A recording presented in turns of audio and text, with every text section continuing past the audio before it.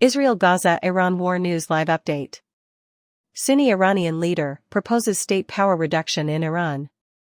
According to Iran's leading Sunni cleric Maulavi Abdul Hamid, the country's economic problems are the result of ineffective government management by both reformist and conservative groups.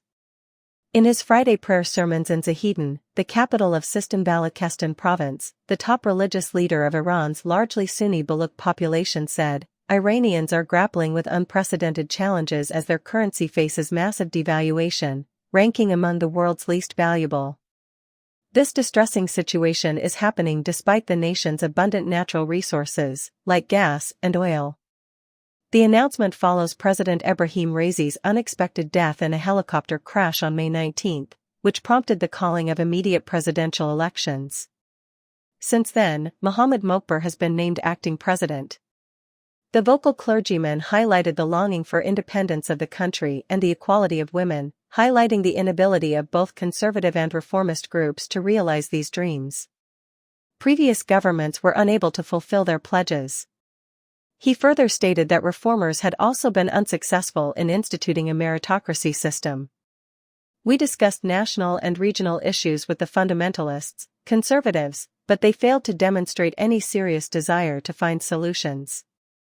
It seems possible that Abdul Hamid was alluding to Supreme Leader Khamenei's ultimate control over choices when he criticized previous administrations, highlighting their limited authority and raising worries about the state's openness and responsibility. Having received our suggestions for these posts, the previous administration, under Hassan Rouhani, promised to appoint 10 Sunni ambassadors.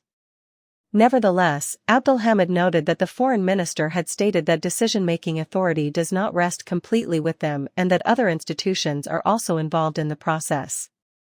Even if the country's economy is struggling, Khamenei and his followers have been reluctant to admit it. Bringing attention to the weight of responsibility that comes with being president, the vocal preacher questioned the contenders, demanding to know if they have thought of ways to solve the critical problems confronting the nation, which have led to an increase in suicide rates. It appears that Abdul Hamid shares the opinion of many detractors who see the presidency of Iran as largely symbolic, with major decisions taken at Khamenei's headquarters. By the end of June, the next president will have taken office, but he or she will have the difficult task of rescuing the economy from its spiraling downward spiral, made worse by the continuing limits on oil exports and banking imposed by foreign sanctions. The Iranian government's nuclear program and its funding of terrorist organizations, such as Hezbollah and Hamas, are the main causes of these sanctions. There was a 5-day registration period for Iran's June 28 sudden presidential election, and 80 people took advantage of it. Next Tuesday, the Guardian Council will declare which candidates have passed their screening process and are eligible to run.